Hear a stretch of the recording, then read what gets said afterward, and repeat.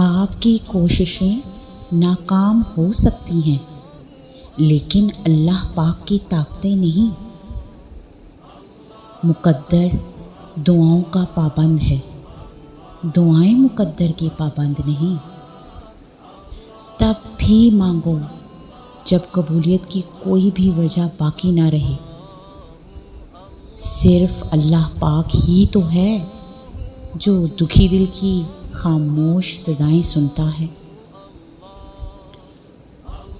تو پھر توکل کے ساتھ اس کے سامنے جھولی پھیلائے رکھو، کیونکہ یقین رکھنے والوں کے لیے یقین کے معجزے ہیں۔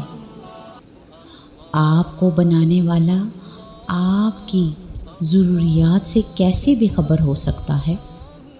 آپ کی کہانی کا مصنف اللہ پاک ہے، اور اس سے بہترین مصنف اور کون ہو سکتا ہے؟ اور یاد رکھو کہ ایمان والے سب سے زیادہ آزمائے جاتے ہیں۔ اس آزمائش کے بعد آپ ان دعاؤں کا بھی قبول ہونا دیکھو گے جنہیں آپ بھلا چکے ہو۔